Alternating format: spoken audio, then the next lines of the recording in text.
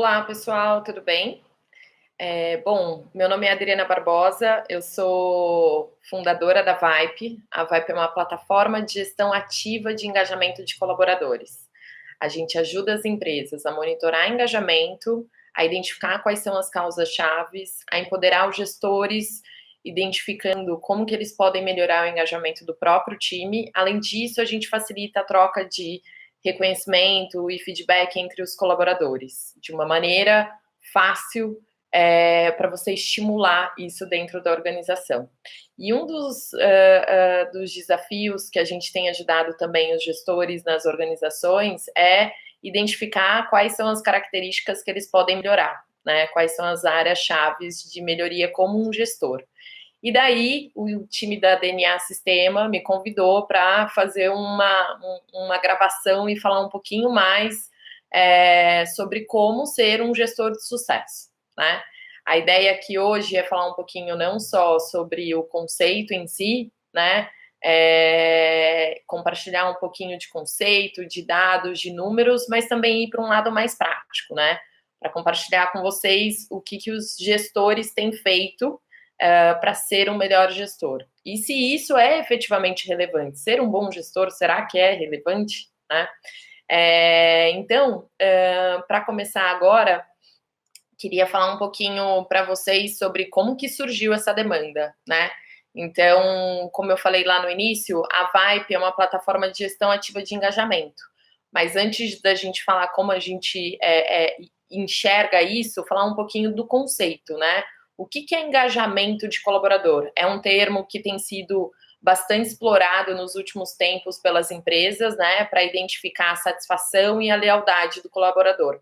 Mas o que quer dizer engajamento? O engajamento é a ligação afetiva do colaborador com o negócio, tá? Então, ter colaboradores engajados é um negócio que é extremamente relevante para as empresas, porque as pesquisas mostram que colaboradores engajados, eles são mais comprometidos com as entregas dentro da organização, eles são mais inovadores, e eles tendem a indicar a empresa para amigos ou familiares, tanto para consumir o produto ou serviço que a empresa oferece, quanto para vir trabalhar nessa empresa, né? Então, cria-se uma vibe positiva,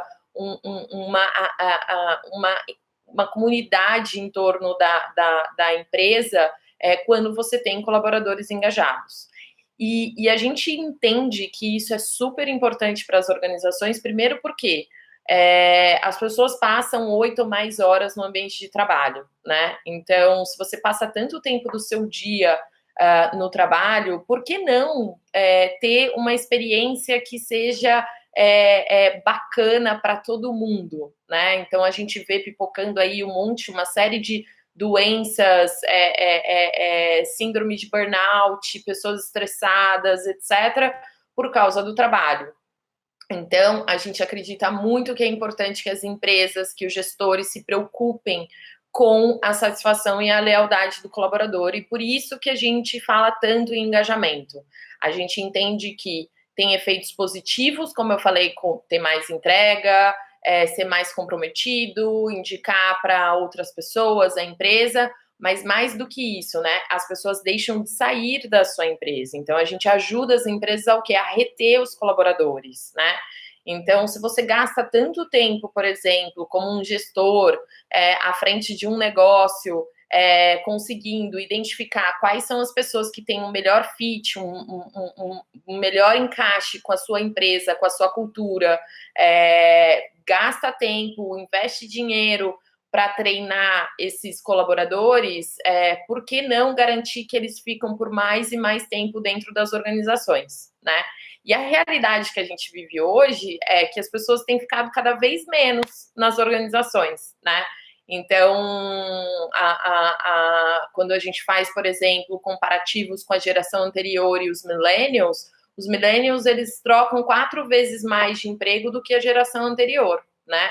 Então, isso é algo extremamente relevante, você garantir que você consegue trazer as pessoas corretas, mas mais do que isso, que você, de uma maneira fácil e rápido, está conseguindo identificar ali o que não está legal para corrigir dentro da sua empresa, para garantir que o colaborador ele fique, que ele não saia, né?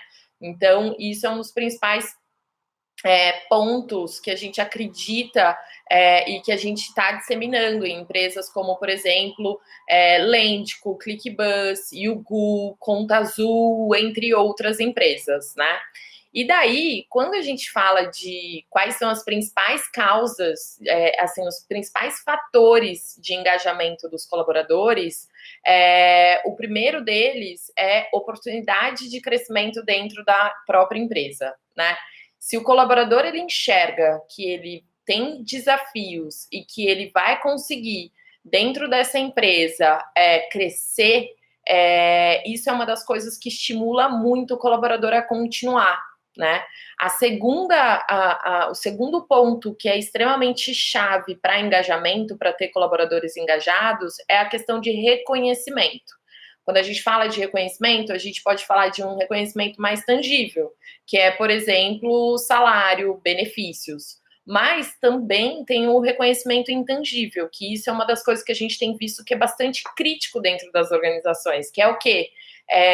Ter, por exemplo, uma cultura de feedback implantada, o colaborador ele tem feedbacks positivos ali na hora, quando o fato acontece, quando o comportamento acontece, quando a situação acontece, e isso é uma das coisas que a gente também tem ajudado as organizações a promover esse reconhecimento e o feedback dentro das empresas, né?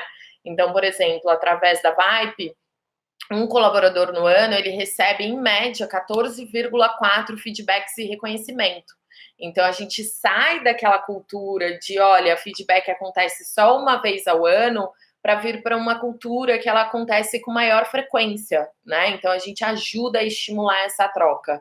E o terceiro ponto é a questão de gestores preparados. Então, gestores preparados é uma das principais alavancas de engajamento de colaboradores. E daí, a partir disso, né, a gente foi identificar, legal, mas o que faz de um gestor um bom gestor? E a gente teve uma série de demandas de clientes e parceiros falando como que vocês podem ajudar de uma maneira simples e fácil a dar um mapa para os gestores, para eles saberem, por exemplo, o que eles precisam evoluir, como que eles podem melhorar, quais são as áreas que eles estão indo super bem em termos de comportamento, né? E a gente é apaixonado pelo projeto Oxigênio. Eu não sei se vocês conhecem o projeto Oxigênio, mas o Google é uma empresa, enfim, referência em tecnologia, está na vida das pessoas. Muita gente usa as ferramentas do Google e a VIPE é uma dessas empresas apaixonadas pelo Google. E daí, eles começaram, mais ou menos em 2008, 2009, a estruturar o que eles chamam de People Analytics, né? O que se chama no mercado, na verdade, de People Analytics, que é dados de pessoas, né? Então, hoje, dentro das organizações, a gente tem uma série de dados, informações, então, desde, por exemplo, pesquisas de engajamento que são feitas, até a avaliação de desempenho, até, por exemplo, questões de folha, né? E esses dados, eles podem nos dar informações mais assertivas de comportamentos esperados, por exemplo. E uma das coisas que eles levantaram como premissa foi o seguinte, eles queriam entender se um bom gestor, ele impacta no sucesso da equipe, na alta performance da equipe, né? Então, eles colocaram uma hipótese inicial, esse time de People Analytics que foi identificar isso, que era bons gestores impactam na performance do time? E o que eles descobriram é que sim. Então, eles pegaram dados do Google Geist, que é a pesquisa de engajamento deles que eles fazem com frequência, eles pegaram dados que eles já tinham coletado ao longo dos anos na avaliação de desempenho, e com base nisso, eles começaram a traçar uma série de análises para conseguir identificar se efetivamente tinha um impacto, um bom gestor na organização, né? E daí, o que eles chegaram efetivamente? Assim, a partir das análises, eles conseguiram chegar em duas pontas. Uma primeira ponta é bons gestores e a segunda ponta era gestores com baixa performance. Quando eles chegaram nisso, eles perceberam o seguinte: 3 principais impactos de bons gestores comparado aos gestores de baixa performance. O primeiro deles é satisfação no trabalho da equipe, tá? Os colaboradores que faziam parte da equipe que tinha gestor de alta performance eram colaboradores mais felizes, né? Então, ter um bom gestor e um gestor de alta performance mostrou que a equipe era mais feliz no trabalho. Então, primeiro fato relevante, né? O segundo ponto relevante é a questão da rotatividade. Então, eles perceberam o seguinte: a partir dos dados, eles perceberam que colaboradores que estavam em times de alta performance, eles tendem a ficar mais na empresa e ter uma menor rotatividade na equipe. Já quando você vai para gestores de baixa performance, eles perceberam que era onde estava saindo mais as pessoas da equipe, né? E o terceiro ponto é a questão da performance da equipe em si. Que eles perceberam? Que quando o time tinha um gestor que era de alta performance, a equipe era de alta performance, tá? Então, eles conseguiram identificar esses 3 pontos. Então, assim, resumão, né? Ter um bom gestor impacta muito. Quais são os 3 principais impactos? 1, o time é mais feliz. 2, a rotatividade é menor. E 3, a performance da equipe é alta, tá? Então, acho que todo mundo deveria ter isso na cabeça para conseguir se espelhar em conseguir evoluir como gestor, né? Porque isso impacta no todo, não só dentro da equipe, mas na empresa no geral, porque um time que tem uma alta performance, ele consegue entregar mais, ele vai ajudar a empresa cada vez mais a conseguir atingir as suas metas, os seus objetivos, né? Então, isso é algo extremamente relevante. E daí, essa foi a primeira parte da grande análise que eles fizeram. E a partir disso, eles falaram: poxa, mas será que eu consigo, por exemplo, identificar quais são as características que fazem de um gestor um bom gestor? Porque imagina, se você consegue ter um mapa claro de quais são essas características, é onde, como organização, você deveria focar em treinamento para desenvolver os gestores nessas características, né, nesses comportamentos, e além disso, o gestor passa a ter maior clareza de o que é importante na performance dele para ele conseguir evoluir como gestor, né? E daí eles foram a partir desses dados que eles já tinham também do Google Guys, que é a pesquisa de engajamento, mais da avaliação de performance, além disso, eles saíram entrevistando várias pessoas dentro da organização para conseguir chegar e identificar se a partir dos dados eles conseguiam ter efetivamente mapeado essas características, né? E um negócio legal que eles usaram também foi o ranking de Great Managers. Então, anualmente, eles têm um ranking que é o Great Award Managers, e que eles premiam quem são os 20 gestores dentro da organização mais indicados pelos colaboradores como o melhor gestor, né? E a partir dessas informações, então, do Google Geist, das avaliações de performance, além disso, do awards que eles têm para identificar os melhores gestores e as entrevistas, eles conseguiram chegar numa lista de quais são as características que fazem de um gestor um bom gestor, né? Legal. Qual que é o próximo passo, né? Entender essas características. Então, quando eles começaram, que foi lá em 2009, que eu comentei com vocês, e eles chegaram nessa lista em 2010, mais ou menos, eles identificaram 8 grandes comportamentos, tá? Que fazem de um gestor um bom gestor. E daí, mais recentemente, em 2018, eles expandiram essa lista para 10 características.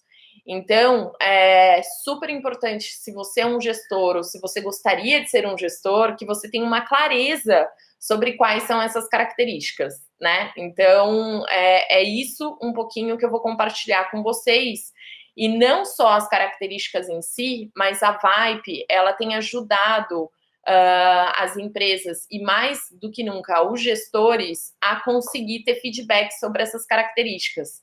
Então, os nossos clientes, a cada 6 meses, eles fazem o que a gente chama de termômetro de liderança, que nada mais é que um questionário com 13 perguntas, né, que refletem essas características específicas, que ele consegue ter ali um mapa a partir do feedback anônimo dos colaboradores, de como ele está posicionado em cada uma das características comparado ao mercado. Então, quando a gente traz o comparativo de mercado no termômetro de liderança, é extremamente importante porque ele consegue saber, por exemplo, se aquela característica é uma característica que ele está acima do mercado, então é um ponto forte que ele tem que manter, né? E se é algo que está abaixo do mercado, ele consegue ter um senso crítico ali de que ele precisa trabalhar nessas características, né? São 10 características, eu vou falar sucintamente, rapidinho a lista, e daí depois a gente entra em mais profundidade em cada uma delas, né? Porque a partir dos termômetros de liderança que a gente fez com os nossos colaboradores, a gente já conseguiu ter uma massa crítica para identificar quais são as melhores práticas para cada uma dessas características. E além disso, o que os colaboradores mais reclamam em relação a essas características, né?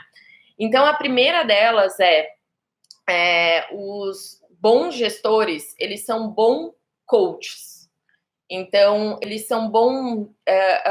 a gente fala muito hoje em coaching, né? Mas qual que é o sentido de coaching nessa característica para o Google? É como se fosse um treinador, né? Um treinador efetivamente de um time, por exemplo, de basquete, um time de vôlei, um time de futebol, né? O segundo eles empoderam o time, dão autonomia e não microgerenciam, tá? Então, aquela ideia que a gente tem do chefe que a todo momento está microgerenciando as atividades, isso não é algo, por exemplo, que é uma característica, é o contrário da característica de um bom gestor, né? O terceiro ponto os bons gestores, eles criam um ambiente inclusivo e mais do que isso, eles mostram preocupação com o indivíduo, com o sucesso, com o bem-estar dele, tá? O quarto ponto de um bom gestor eles são produtivos e orientados a resultado. Então, orientação a resultado é um negócio importante para ser um bom gestor. O quinto eles são bons comunicadores. E daí, eu acho que isso pode ser, por exemplo, uma das maiores dificuldades quando a gente vai para pessoas que têm uma característica mais introspectiva, né? O sexto ponto eles apoiam o desenvolvimento de carreira dos colaboradores. Lembra que eu falei lá que quando a gente fala em engajamento, um dos principais pontos é a oportunidade de desafio dentro da empresa, né? Isso aparece aqui também no termômetro de liderança, que é o quê? Apoiar o desenvolvimento de carreira da equipe e eles discutem performance, tá? O sétimo ponto é ter uma visão clara e uma estratégia para o seu time, né? Então, muito do que a gente vê as empresas, às vezes, elas têm uma estratégia clara institucional lá em cima, no entanto, a equipe, ela não tem uma estratégia para si, né? E como que isso se desenrola dentro da equipe, a estratégia institucional, a visão institucional aqui na equipe, e isso é super importante. O 8 utilizam habilidades técnicas chaves para ajudar a mentorar o time. Então, é importante, sim, você ter habilidade técnica do seu funcional para você conseguir ajudar a sua equipe. O 9 colabora além das fronteiras. Então, o gestor ele não fica só no quadrado dele, na área dele. Ele ajuda a conectar os colaboradores, por exemplo, em outras áreas, além da organização, né? E por fim, são fortes tomadores de decisão. Então, não tem um senão, uma dificuldade para tomar decisão. Eles sabem tomar a decisão. Afinal, uma não decisão é uma decisão, né? E daí, falando um pouquinho sobre como que a gente tem visto isso, né? Quais são as melhores práticas, e a gente vai falar um pouquinho mais sobre cada uma delas. Eu vou entrar agora falando ponto a ponto, mas antes disso, só para a gente relembrar o que a gente já viu aqui e o que a gente já falou aqui. A premissa, a hipótese inicial era: gestores importam, ou seja, eles impactam a boa performance de uma equipe? Sim. Bons gestores impactam a performance de uma boa equipe. Mas qual que é o impacto que eles têm dentro do time, dentro da organização? São 3 impactos, né? O primeiro é: bons gestores têm um time mais satisfeito no trabalho. Então, os colaboradores que trabalham para um bom gestor, eles são mais satisfeitos no trabalho. O segundo ponto é a questão da rotatividade, né? Então, bons gestores têm uma menor rotatividade quando comparado a gestores com baixa performance. E o terceiro é a questão da performance do time em si. Então, bons gestores, eles têm um time de alta performance, né?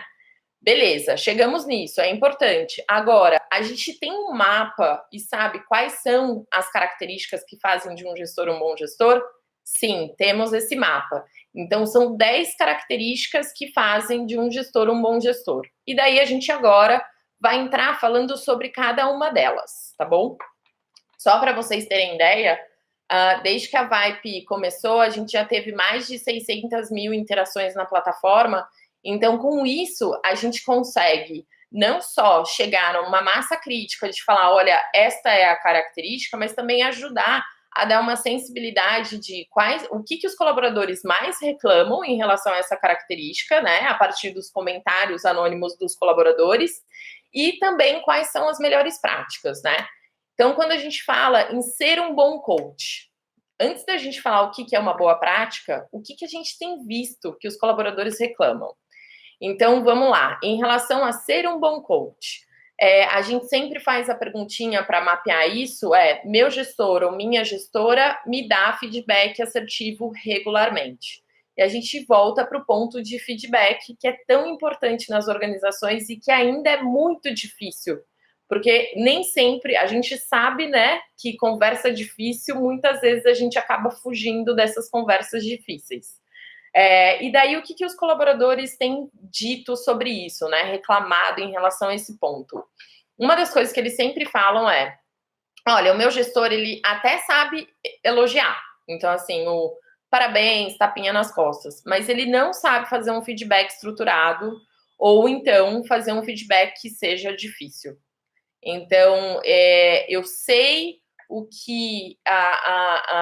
quando eu faço alguma coisa bem feita, ele me dá o parabéns, mas, ao mesmo tempo, quando é alguma coisa crítica que não saiu da maneira e que teve um impacto negativo, ele não consegue ter essa conversa comigo, né? O segundo ponto que a gente escuta bastante através da plataforma os colaboradores reclamarem é a falta de rotina em relação a feedback, tá? Que é o quê? Olha, os feedbacks, eles acontecem na rotina, né? Mas, por exemplo, eu não tenho uma discussão individual. Eu não discuto carreira, eu não discuto sobre o futuro, quais são os meus objetivos de curto e longo prazo, né? O terceiro ponto é: meu gestor, ele planeja as discussões individuais, as reuniões individuais para a gente discutir sobre mim, mas elas não são cumpridas ou elas ficam atrasadas, enfim, não acontece como planejado, né? E o meu gestor deixa de fazer, faz outras coisas porque ele acha mais relevante desmarcar comigo, né? E o quarto ponto é a questão de, olha, as minhas reuniões, elas não são tão frequentes, e além disso, a gente não discute objetivo de longo prazo, é sempre focado no curto prazo. Ele nem sabe, por exemplo, aonde eu gostaria de estar profissionalmente daqui 5 anos, né? E o que a gente mapeou de melhor prática para essa característica que seja um bom coach? O que a gente tem visto? Né? A gente fala muito com os nossos clientes e com gestores e gestoras dos nossos clientes sobre a importância de você não só ter o feedback rotineiro, mas você também ter essas discussões individuais, que muita gente tem chamado de feedback one-on-one. Porque one-on-one, né? De um para um. Então, e não necessariamente de um para um, porque, enfim, é uma via de mão dupla quando a gente fala de feedback. Mas antes de falar um pouquinho sobre isso, né, o que a gente tem visto é o seguinte, em relação a feedback, como que as pessoas deveriam dar feedback? Muita gente fala, por exemplo, sobre feedback sanduíche, que você tem que dar um positivo, um negativo e um positivo. Se a gente for dar feedback só quando a gente tiver 2 pontos positivos para falar, a gente acaba se omitindo. E quando você se omite, você não está sendo bacana com o colaborador porque você está preservando ele do desenvolvimento dele, algo que ele poderia se desenvolver. Então, a gente gosta muito da abordagem que é SCI, situação, comportamento, impacto, que é a maneira como você deveria, um framework, uma abordagem de como você deveria estruturar o seu feedback. O que é isso? Quando você vai dar um feedback, para você tirar o julgamento de valor, você sempre foca em especificar qual que foi a situação, né, que aconteceu aquilo, qual foi o comportamento do colaborador e qual foi o impacto que aquilo gerou, positivo ou negativo. E mesmo quando a gente está falando de elogio, tá? Então, por exemplo, muitas vezes as pessoas falam, nossa, parabéns, você foi ótima na reunião. Ótima? Mas, beleza, entendi que eu fui ótima, mas por que eu fui ótima? Então, dá o impacto que teve o ser ótima e o que foi o ótimo, né, é super importante. E daí, isso é o como estruturar. E daí, quando a gente vai para a questão da frequência, eu comentei sobre a questão do feedback one-on-one. O que é feedback one-on-one? Nada mais do que sessões regulares que você tem individualmente com os colaboradores do seu time para você discutir objetivos de curto prazo, objetivos de longo prazo, quais são as dificuldades que ele está tendo e pensar junto como que ele pode tirar essas dificuldades e o que ele gostaria de se desenvolver, como ele está se desenvolvendo, né? Então, isso é uma das coisas extremamente relevante e que a gente vê que gestores que fazem isso tendem a ter um time mais engajado, tá? Não só mais engajado, satisfeito, mas com entregas mais claras, que impacta a performance e por aí vai, tá? O segundo ponto que eu queria falar aqui, em relação às 10 características, é o empodere o seu time e não microgerencie, né? Como que a gente captura insights e feedbacks em relação a essa característica? A gente pergunta para o colaborador, meu gestor ou minha gestora me dá a autonomia que eu preciso para exercer meu trabalho? Por exemplo, ele ou ela não microgerencia tarefas que devem ser tratadas em outro nível, né? O que a gente tem escutado dos colaboradores?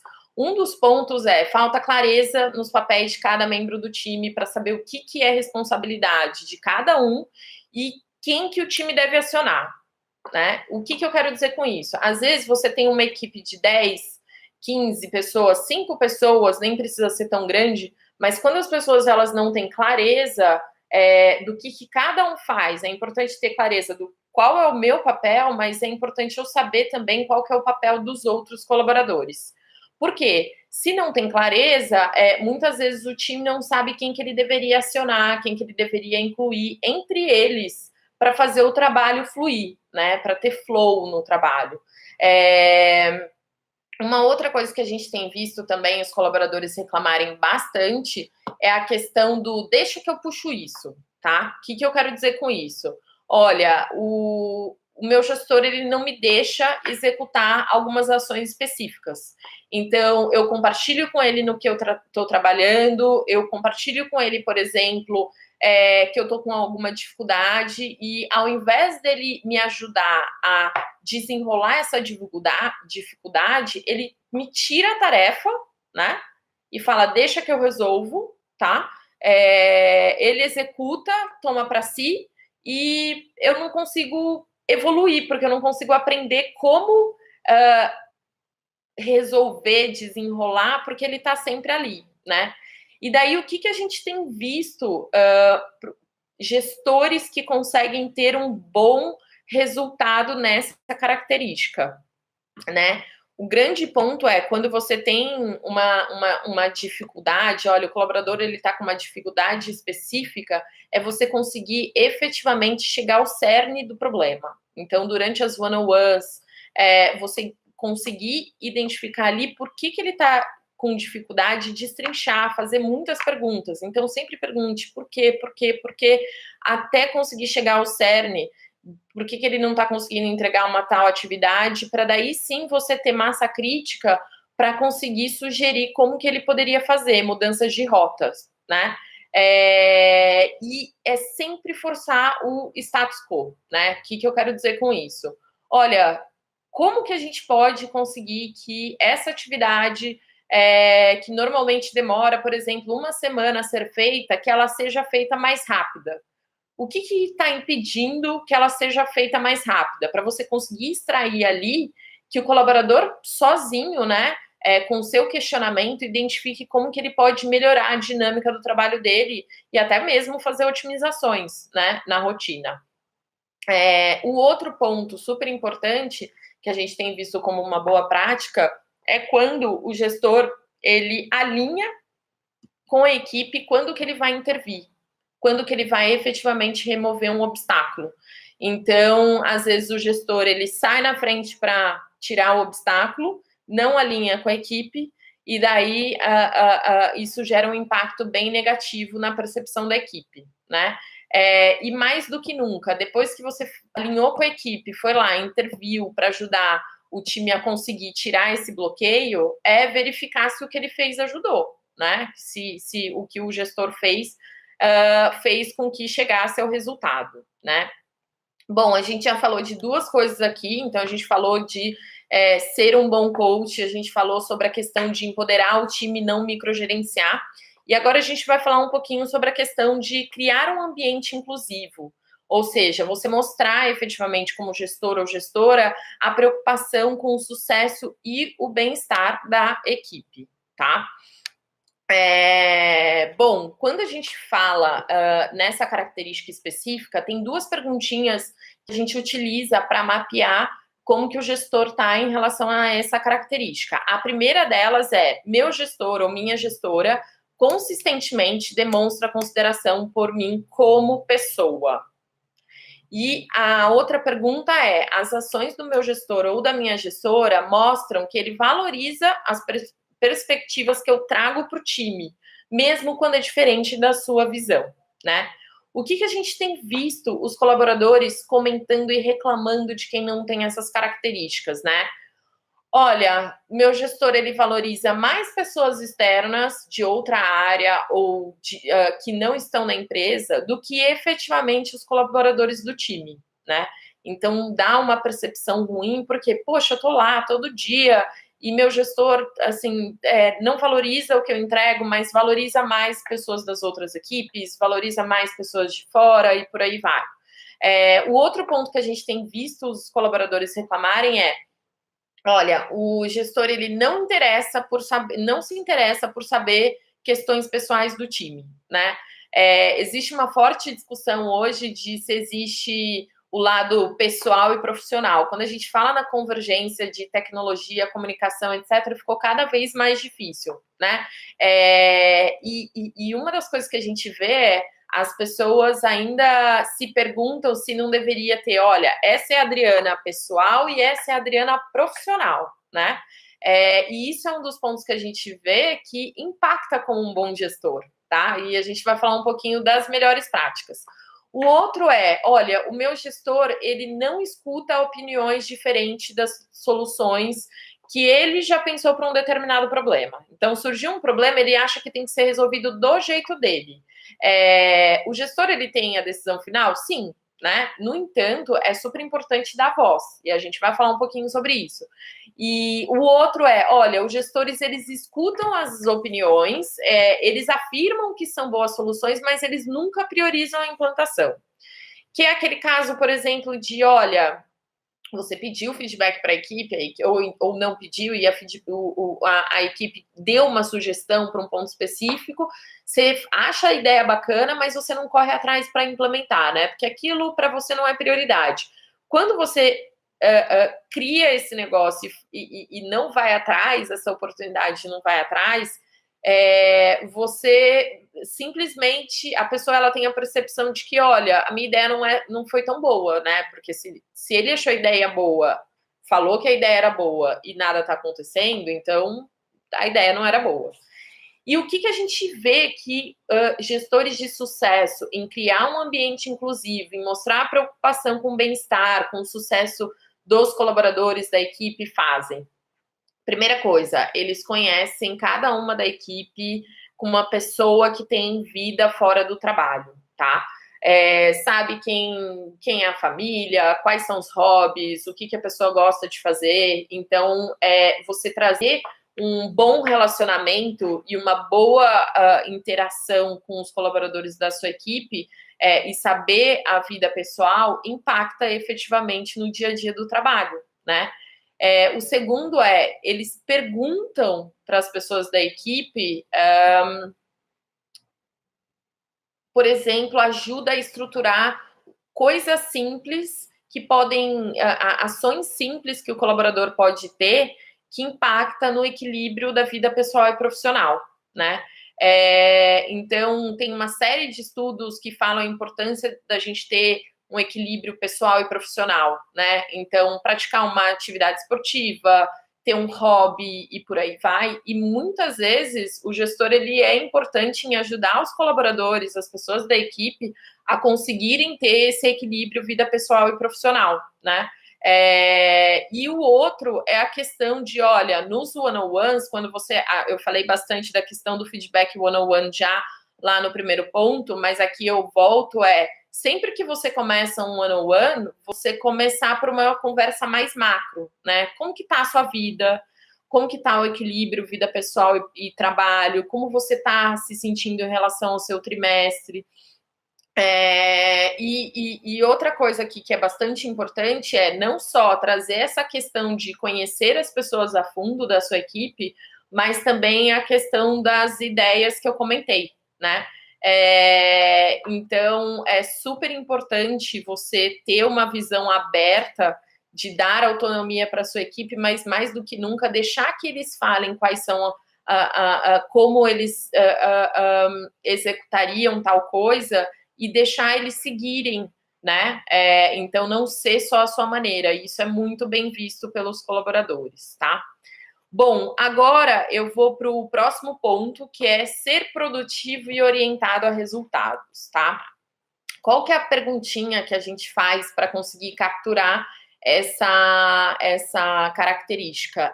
Meu gestor ou minha gestora mantém o time focado nas prioridades, mesmo quando é difícil. Por exemplo, declina ou desprioriza outros projetos, tá?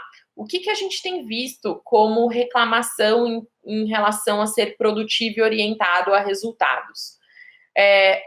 Não tem objetivos claros de curto prazo para o meu time. Eu não sei quais são os objetivos do meu time. Não existe. O outro olha, até tem objetivos claros de curto prazo para o time, mas eu não tenho objetivos individuais de curto prazo. O terceiro ponto que a gente vê bastante os colaboradores reclamando olha, tem planejamento e definição de objetivos de curto prazo, mas não tem um acompanhamento da execução. O que isso quer dizer? A gente planeja, mas na hora da execução a gente não acompanha. Então, os objetivos acabam se perdendo, tá?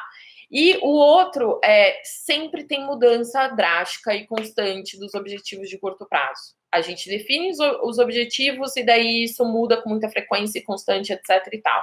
A gente sabe que o mundo hoje tem muitas variáveis que influenciam, né? O mercado muda, de repente muda uma priorização, mas é importante a gente ter poucos objetivos e uma clareza sobre eles em relação ao time para a gente efetivamente conseguir focar nisso, né? e não ficar fugindo a todo momento, senão a gente nunca chega em lugar nenhum, porque toda hora a gente quer chegar num lugar diferente, né? E daí, uma das coisas que a gente vê que os gestores de sucesso fazem em relação a isso eles estão sempre de olho no prêmio e eles têm muita clareza do que é prioridade, quais são os objetivos e o que o time quer entregar, né? O que a gente tem visto como melhor prática? Cada um utiliza tem muita gente falando sobre OKR, mas tem gente que faz Balance Scorecard, mas tem gente que faz gerenciamento por diretrizes, enfim. Independente do tipo que você vai utilizar, tem uma clareza de quais são os objetivos trimestrais do seu time, né? E ajuda cada uma das pessoas do seu time a identificar ali quais são os objetivos individuais que impactam o objetivo do time, tá? Como que eu sou colaborador do time de marketing, certo? Vamos supor que o time de marketing tem um objetivo geral, legal, e trimestral, acordado entre todos. Qual que é o meu objetivo? E como que o meu objetivo vai impactar o resultado da equipe, né? O outro é ajudar o time a identificar o que ele tem que focar e quando ele tem que dizer não, né? A gente, assim, a cultura do brasileiro, ela é muito difícil em relação a dizer não. Então, é super importante que o gestor, ele consiga ajudar o time a falar, olha, isso aqui não é foco, isso aqui não, realinha isso com a outra equipe, porque isso aqui não vai funcionar, isso aqui não é prioridade agora, então ensinar o time a dizer não é super importante aqui, tá? E o outro sempre que você for fazer uma reunião, se você tem reuniões frequentes, por exemplo, de equipe, é super importante você ter uma clareza de quais foram as ações que foram discutidas ali, né? Retomar os itens da reunião anterior, falar sobre as reuniões, o que foi discutido ali e circular isso dentro da equipe para ter um maior alinhamento, uma maior clareza, né? Então, comunicação é super importante. Você constantemente, frequentemente, comunicar para o time quais são os objetivos, retomar as ações que estão sendo feitas, etc., é extremamente importante, tá? O próximo que a gente vai falar um pouquinho é ser um bom comunicador, tá? Quando a gente faz o termômetro de liderança, a pergunta que a gente utiliza para mapear essa característica é: meu gestor regularmente compartilha informações relevantes de seu gestor ou da sua gestora e da liderança sênior, né? Quando a gente vai para organizações que são mais organizações que têm uma hierarquia, então eu tenho a alta liderança, depois eu tenho a média liderança e eu tenho a base dos colaboradores, é super importante a gente garantir que a comunicação ela flua, né? Que ela não pare em você, que o seu time ele entende o que está vindo lá de cima, como que está vindo e por aí vai. E uma das reclamações que a gente vê com frequência dos colaboradores olha, meu gestor, ele não compartilha as decisões ou alinhamentos de alta liderança, nem sei o que se passa, nem sei quais são as decisões que eles tomam, não tenho ideia de quais são os objetivos da alta liderança. O outro olha, os gestores, eles não compartilham as informações de maneira estruturada com toda a equipe. Na minha equipe tem 10 pessoas, ele compartilha com 2, mas nem todos ficam sabendo, né? Tem decisões da alta liderança, enfim, do chefe, que se você não compartilha com todo mundo, não está compartilhando por quê, né? Aproveita, por exemplo, o momento de reuniões de equipe para você garantir que você está conseguindo alinhar essas grandes comunicações e decisões da alta liderança para sua equipe, né? E o próximo olha, reclamação.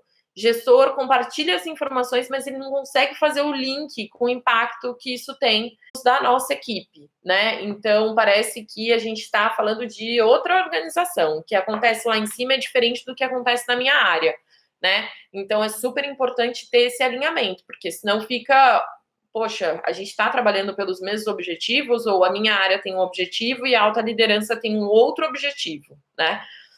E daí, o que a gente tem visto como melhores práticas quando a gente fala disso? É super importante você preparar o terreno para o diálogo aberto, né?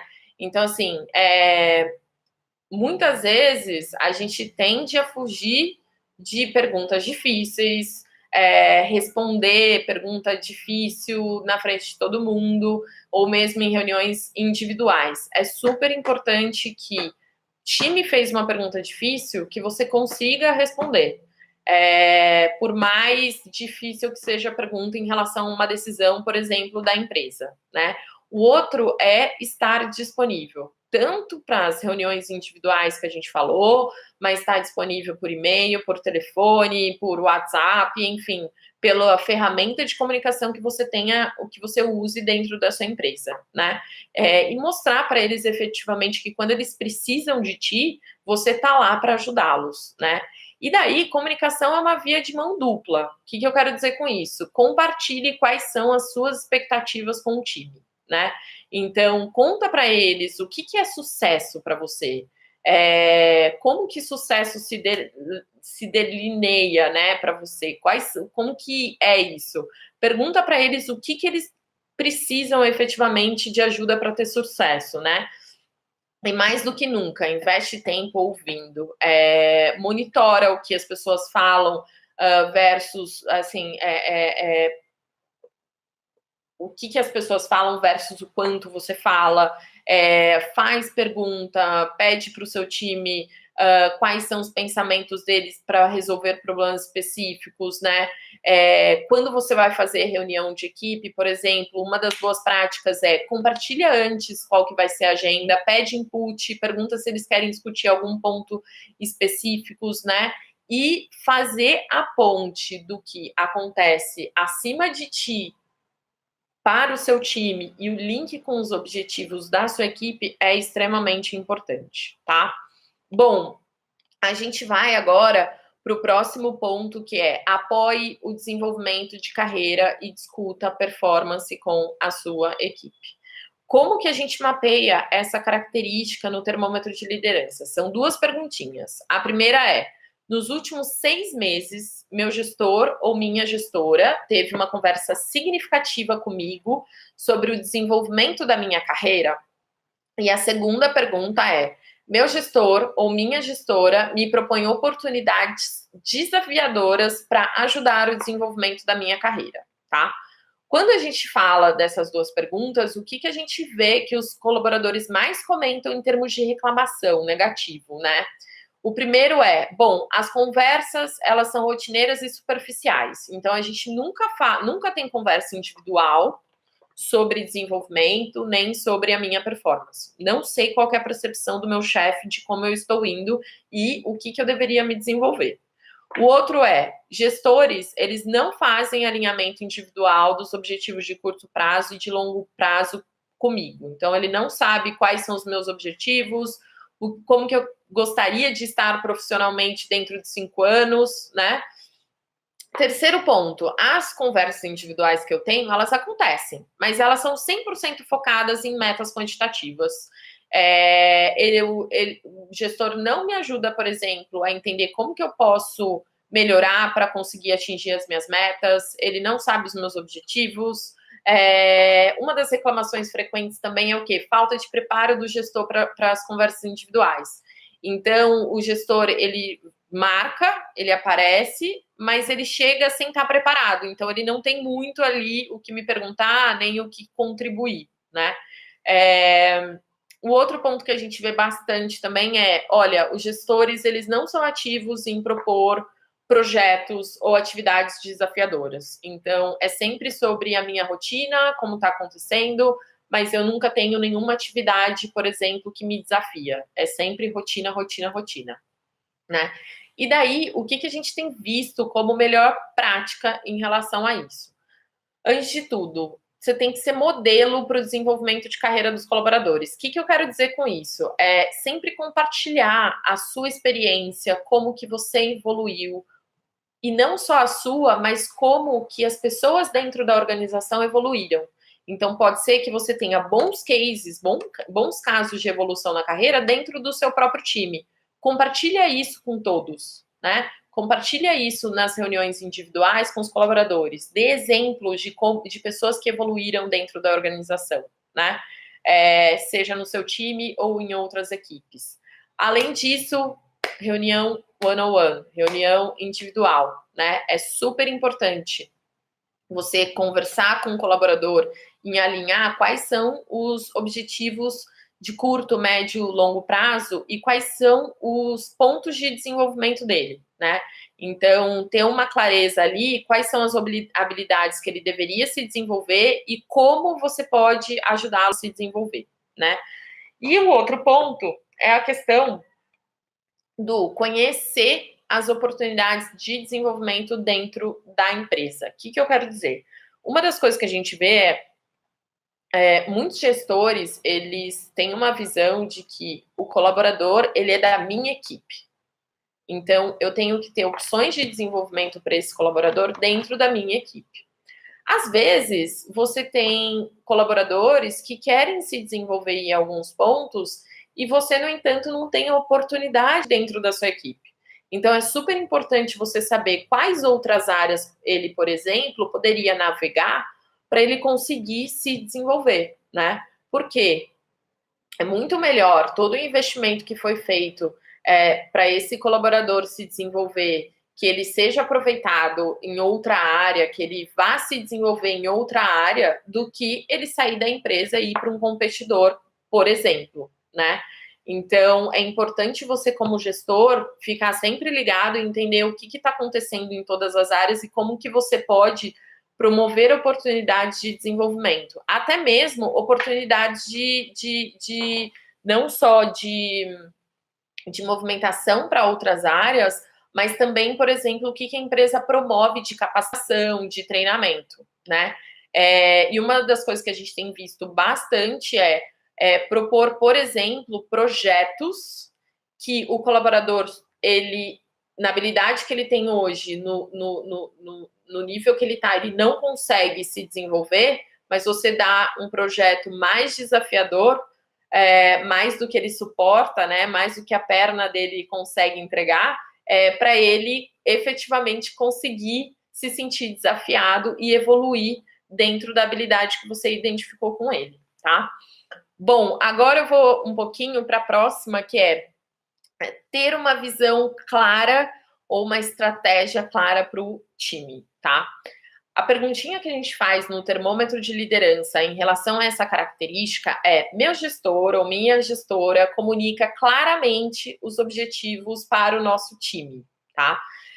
Quais são as principais reclamações que a gente vê dos colaboradores quando a gente faz essa perguntinha? Olha, não tem propósito nem objetivos de curto prazo, apenas metas quantitativas. Então, é muito frequente a gente ver, por exemplo, a área, ela tem meta quantitativa, mas eu não sei qual que é o propósito do meu time, qual que é o objetivo do meu time.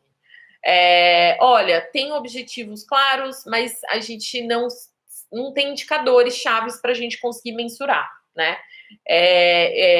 Na Vipe a gente é muito do se você não mensura, você não melhora, né? Então é super importante você saber para cada um dos objetivos quais são os indicadores chaves ali que vão mensurar o resultado e falar se você atingiu ou não atingiu o resultado, né?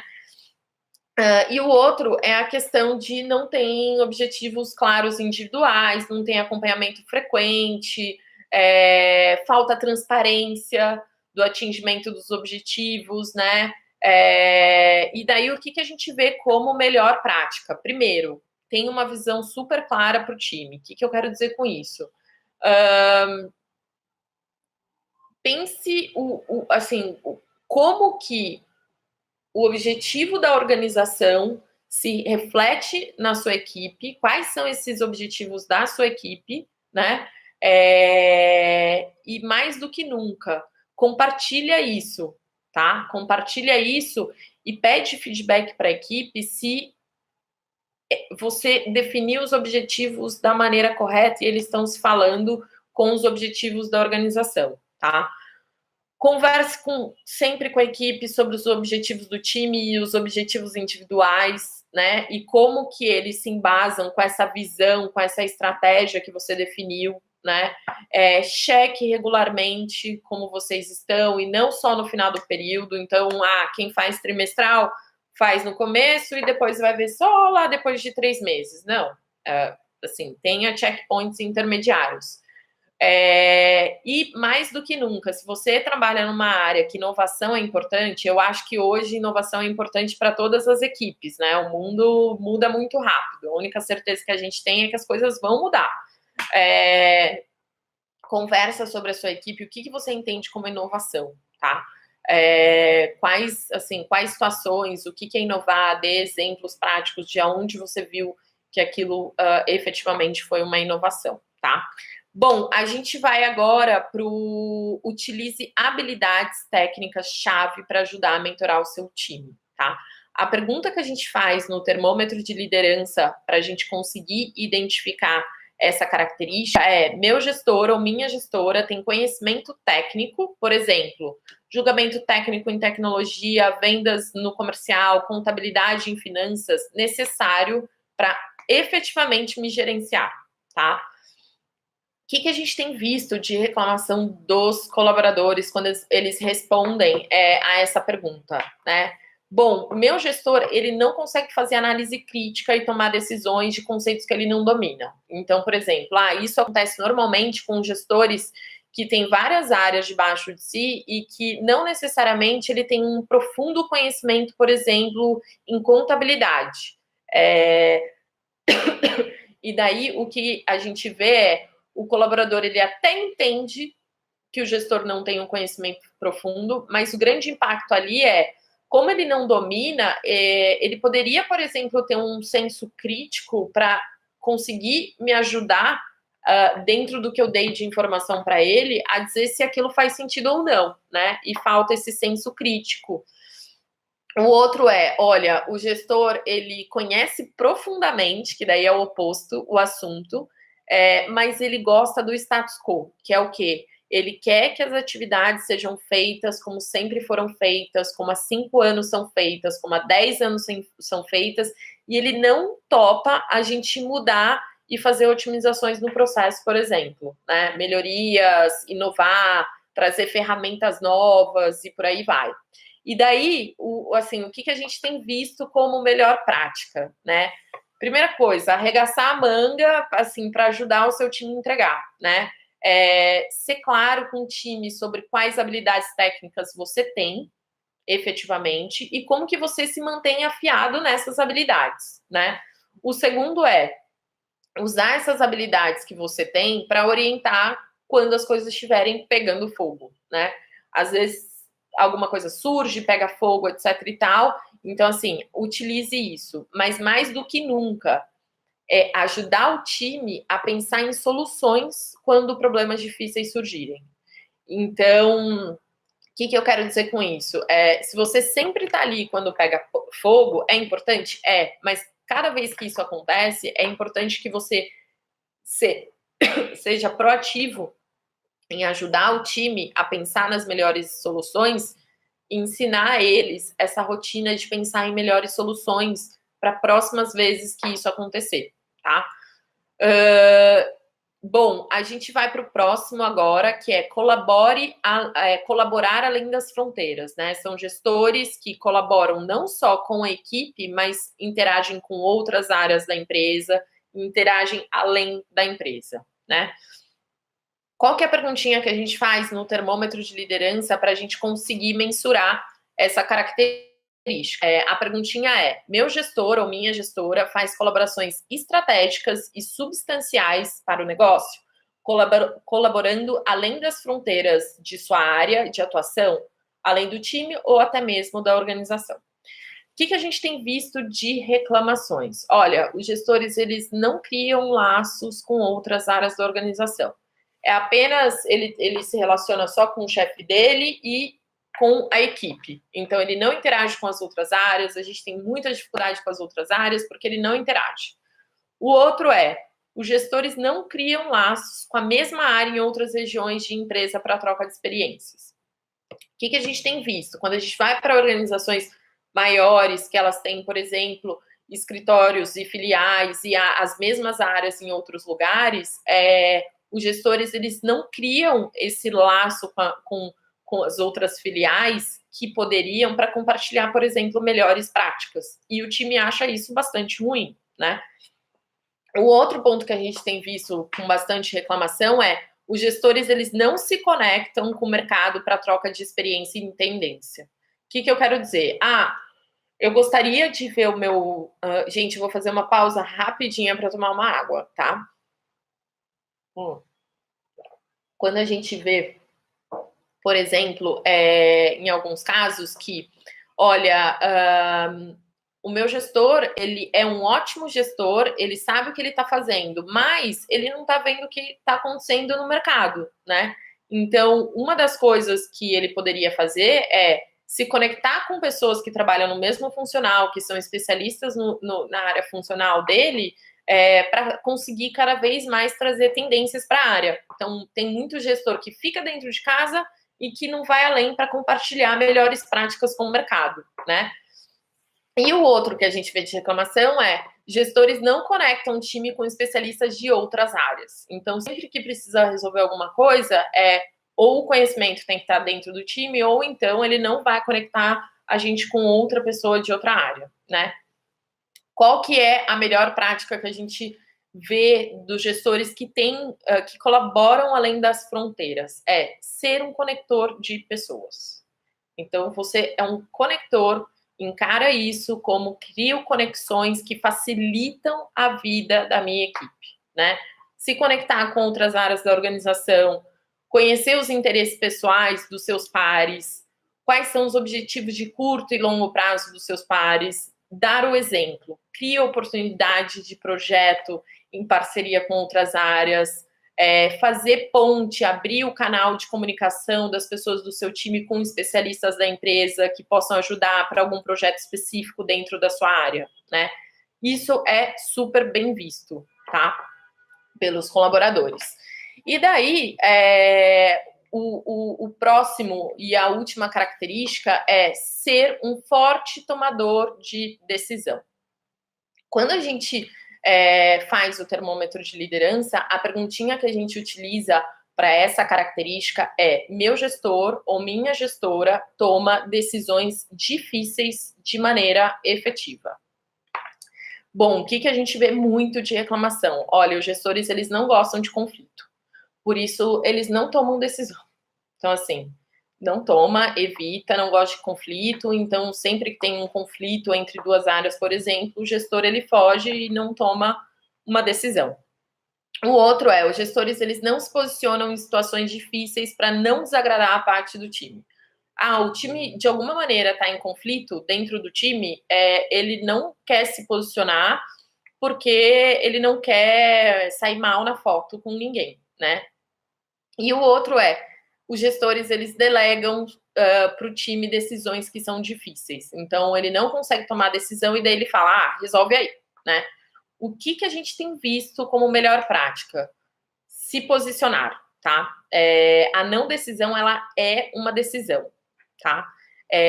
Como gestor, é super importante, como a gente falou lá, por exemplo, na questão de ser inclusivo, você dar autonomia para os colaboradores e não só dar autonomia para os colaboradores executarem, mas para eles também proporem soluções para problemas, né?